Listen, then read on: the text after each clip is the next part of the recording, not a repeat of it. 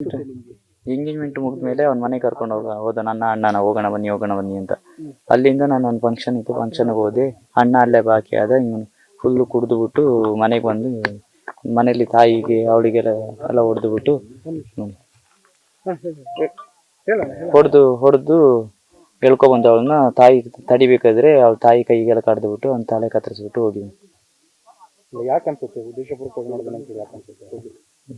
ಉದ್ದೇಶಪೂರ್ವಕ ಈಗ ನಿಮ್ಮನ್ನೆಲ್ಲ ಕರ್ಕೊಂಡು ಹೋಗಿದ್ರು, ನಮ್ಮನ್ನ ಕರ್ಕೊಂಡು ಹೋದ ಮನೆಗೆ ಹೋಗೋಣ ಬನ್ನಿ ಅಂತ. ಅವ್ರು ಏನಂತ ಹೇಳಿದ್ರೆ ತುಂಬಾ ಒತ್ತಾಯ ಮಾಡ್ತಿದ್ ನಾವತ್ತು ನಿಮ್ಗೆ ಮನೆಗೆ ಹೋಗೋಣ ಬನ್ನಿ ಅಂತ ಒತ್ತಾಯ ಮಾಡ್ತೀವಿ. ಹೋಗೋಣ ಬನ್ನಿ ಮನೆಗೆ, ಅವ್ರ ಮನೆಗೆ ಹೋಗೋಣ ಬನ್ನಿ ಅಂತ ಕರ್ಕೊಂಡು ಹೋದವ್ರು. ಯಾರ ಮನೆ ಅದು? ಪ್ರಕಾಶ್ ಅವರು. ಎಲ್ಲಿ?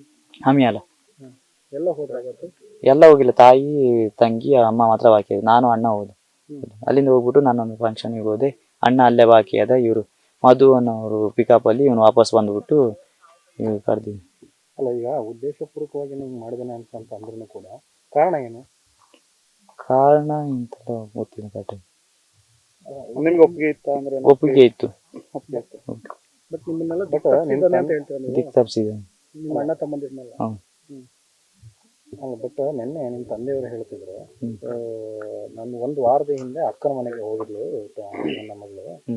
ಅಲ್ಲಿಂದ ಅವಳ ಮನಸ್ಸು ಬದಲಾಗಿತ್ತು. ಒಂದು ವಾರದಿಂದ ನನ್ನ ಫೋನ್ಗೆ ಕರೆ ಮಾಡಿ ಹುಡುಗನ ಜೊತೆ ಮಾತಾಡಿ ಹೇಳಿದ್ಲು, ನನಗೆ ಇಷ್ಟ ಇಲ್ಲ, ಯಾವ ಕಾರಣಕ್ಕೂ ನಾನು ನಿನ್ನ ಮದುವೆ ಆಗಲ್ಲ ಅಂತ ಹೇಳಿದ್ಲು ಅಂತ ನಿಮ್ಮ ತಂದೆ ಹೇಳ್ತಿದ್ರು. ಹಾಗೆ ಹೇಳ್ಬಿಟ್ಟು ಮತ್ತೆ ಬಂದು ಇಲ್ಲಿ ಒಂದು ಎಂಗೇಜ್ಮೆಂಟ್ ಪೀರಿಯಡ್ ಆಗ್ತೀನಿ, ಮದುವೆ 18 ವರ್ಷ ಆಗೋ ತನಕ ಮದುವೆ ಆಗಲ್ಲ ಅಂತ ಹೇಳಿದ್ಲು ಅವಳು.